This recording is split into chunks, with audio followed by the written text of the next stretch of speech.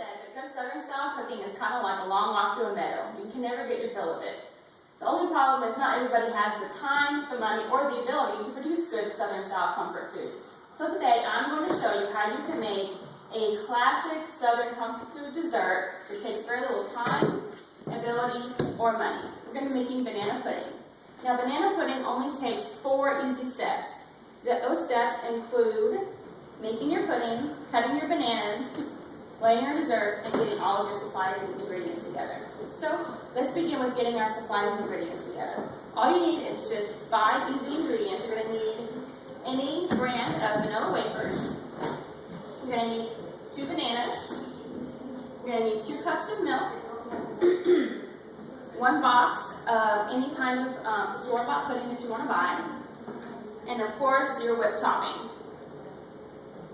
Now for your supplies, all you're going to need is 1 measuring cup, 1 bowl, 1 9-inch pie tray or pie pan, 1 whisk,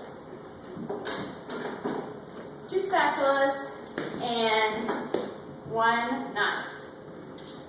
Now that we have all of our supplies and all of our ingredients, let's begin making the pudding. So, all you're going to do is take your box of store-bought pudding mix, open the box, open the bag, and just pour it on into your bowl.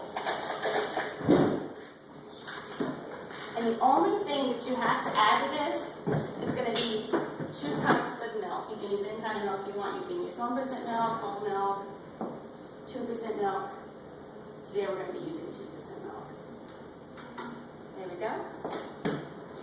And we're just going to add the milk to the pudding mix. And then you just have to whisk it for 1 to 2 minutes. Now I bought store-bought banana cream pudding. Some people like to use French vanilla pudding or plain vanilla pudding. You can use almost any flavor you want, but today we're going to be using the banana cream. Now also, whenever you guys become more efficient cookers, you can start learning how to make your own homemade pudding, which is pretty easy. That's just going to be sugar, cornstarch, flavoring. The only thing is for that you need about 15 more minutes and a heat source. We do not have any heat source here today, so we're doing it the easy way, which still tastes awesome, so that's alright. And when I'm done stirring this, it's still going to look very watery because the pudding needs a couple minutes to sit and start to get a little hardened up. So we're going to go ahead and put this to the side now because it's all incorporated well. And that's going to start becoming more of a pudding consistency. So next, we're going to be cutting up our bananas. And we're not going to be using a plate today because that's just one more thing that you have to wash. So we're just going to cut the bananas right on top of the peel. And it works just as well as what a knife is going to do for it. Now, I'm choosing to use just 2 bananas today, but there is no rule that says you have to use 2 bananas. So you can use more if you really like bananas, or you can even use less if you would like. It doesn't really matter as long as there's bananas in it, but you can't have banana pudding without bananas. Now also, I'm just cutting these into little slices. They don't have to be perfectly even, and you can cut them any way you want. Into squares or make them real small, however you want to do it. As long as you get them all cut up so you can throw them on top of your pudding. So all that's going to be done now. And the next process is going to be layering up your dessert. So for layering your dessert, first you're going to take half a box of vanilla wafers. I've already separated half a box right here. You're probably never going to use the exact same amount of wafers because it kind of depends on how well you layer them at the bottom. And it's going to be approximately half a box. This is about 44 wafers, so it doesn't really matter. Now, as you're doing this, if you have broken cookies, it doesn't really matter. Just throw them in the middle. Nobody's ever going to know that we have broken cookies in this dessert. So it's all right. Nobody has to know. It'll be our secret. And now, what I like to do is just put vanilla wafers all the way around the edges as well. Not only does it look prettier, but I also really like vanilla wafers. So it's kind of a plus. This kind of serves as kind of a pie crust. It kind of holds all the goodness together and gives it an extra crunch. That's why you always want to eat banana pudding, as soon as possible, because the longer you wait, this becomes less hard and kind of becomes mushy. So the vanilla wafers can be compromisable, but if you wait too long, you eat your pudding. So now we have the bottom layer, which is the wafers. Now we're going to add our bananas on top. As you can tell, it does not have to be on there perfect because it's going to be covered up anyway. So just throw them on there any way you want. So now all bananas are on there. The next step is going to be layering on the pudding, which is actually, as you can tell, it's already a completely different consistency. It's more of a pudding consistency now. You just take your spatula and you add it right on top of the bananas.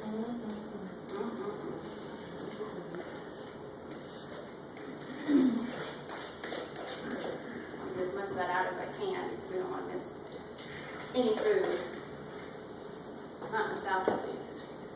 Now that we got that on there, our final step, final ingredient I should say, is going to be adding the Cool Whip. And you're just going to take your second spatula and throw it right on top. Oh my gosh. And you're going to try to spread it out as evenly as possible. And as you're doing this, try not to get it all mixed in because it looks prettier whenever the top is all white and not didn't have the yellow pudding showing through. Now remember, whenever you buy Cool Whip, that it does come frozen, so you're probably going to want to put it in the refrigerator the night before so it can become nice and soft and creamy like we want it to be. And one thing that I do that's not a requirement, but I like to do with my banana pudding, is I have a few wafers left over, as you can see. I like to just squish them up a little bit.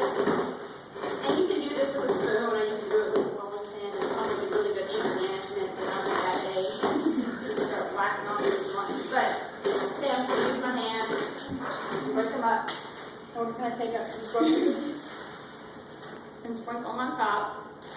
Kind of makes it look prettier. And then that way everybody can see what's going to be on the bottom too. So this is going to be our finished product. We have the layers of wafers, bananas, the pudding, the Cool Whip, and then our topping. So in conclusion, all you have to do to make this banana pudding is make the pudding, cut up the bananas, lay your dessert, and make sure you get your supplies together to start with. Now, if you were wondering how much all of this dessert cost us to make this big old pie right here, it was only $3.17. So you really can make a Southern style comfort food on a budget. Thank you.